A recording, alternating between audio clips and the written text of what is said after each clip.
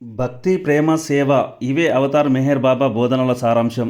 ఈ ఆధ్యాత్మిక సందేశాలతో నేడు రామాయంపేట పట్టణం పులకించిపోతుంది. మెదక్ జిల్లా రామాయంపేట మండల కేంద్రంలోని అవతార్ మెహర్ బాబా ఆలయ ప్రాంగణంలో అవతార్ మెహర్ బాబా 33వ వార్షికోత్సవ వేడుకలు ఈరోజు ఘనంగా నిర్వహించబడుతున్నాయి.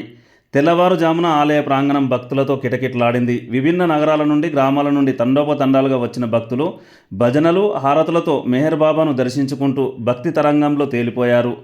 ఆలయ కమిటీ ఆధ్వర్యంలో నిర్వహించిన ఈ వేడుకలలో భక్తులు అవతార్ మెహర్ బాబాకి జై అంటూ నినాదాలు చేయగా పూర్తి పట్టణం ఆధ్యాత్మిక శోభతో మారిమోగిపోయింది.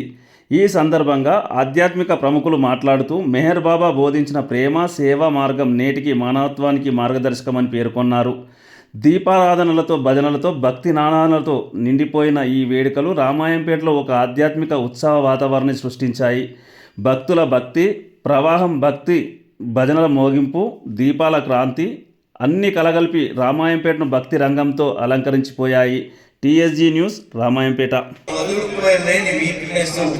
మన చెడు అలవాట్లను మీద దానికి జీవితమే అవతార్ మెహర్ బాబా.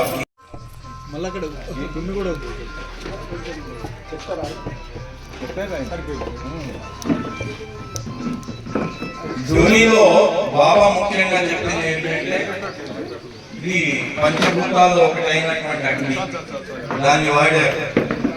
అది వర్షాన్ని కురిపించేది అదే. దాన్ని సంభవామి యుగే యుగే అని గీతలో కృష్ణ పరమాత్ముడు చెప్పాడు. నేను యుగానికి ఒకసారి వస్తాను. భగవంతుడు, నిరాకారుడైన భగవంతుడు సాకారుడుగా మానవ రూపం ధరించి మన మధ్యకు వస్తాడు. ఇది చాలా సాంప్రదాయాలు, మతాలు నమ్ముతాయి. కొన్ని నమ్మని వాళ్ళు ఉన్నా కూడా భగవంతుడు ఉన్నాడు, ఆయన ఈ రూపం లేకుండానే పనిచేస్తుంటాడు అని వాళ్ళు నమ్ముతారు. అయితే అది ఎప్పుడూ నిరంతరం జరిగేది.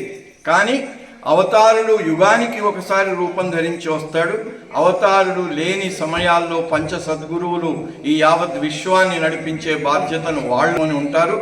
అందుకని ఈ సృష్టి అంతా కూడా ఏదో గాలికి తిరగటం లేదు. ఈ సృష్టినంతటిని కూడా నడిపించే అటువంటి ఆధ్యాత్మిక పాలక వర్గం ఉంది.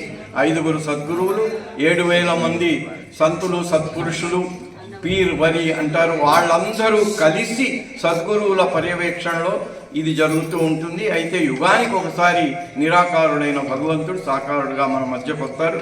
ప్రపంచం యొక్క వ్యామోహంలో మనిషి చెయ్యరాని పనులని చేస్తూ ఇప్పుడు ఉన్న ప్రస్తుత పరిస్థితుల్లో ఉంది. కాబట్టి దీన్ని మళ్ళీ దానిలో మానవ ధర్మం అంటే భగవంతుని కోసమే ప్రేమించటం అంటే సృష్టిలో ఉన్న అందరినీ ప్రేమిస్తూ అందరూ నా అన్న తమ్ములే, అందరూ నా అక్క చెల్లెళ్ళే అనే భావనతో, ఎందుకు అందరిలో ఉన్నది భగవంతుడు అనే భావనతో మనుషులు జీవించటం అనేది ధర్మం.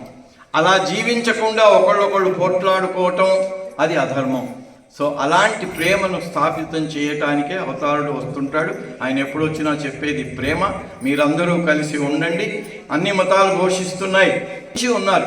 బాబా యొక్క సందేశాలు అన్ని భాషల్లోకి అనువదించబడ్డాయి.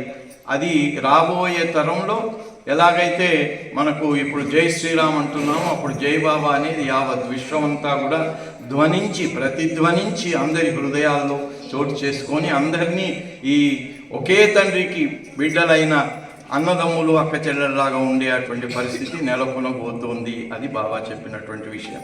అవతార్ మెహర్ బాబా.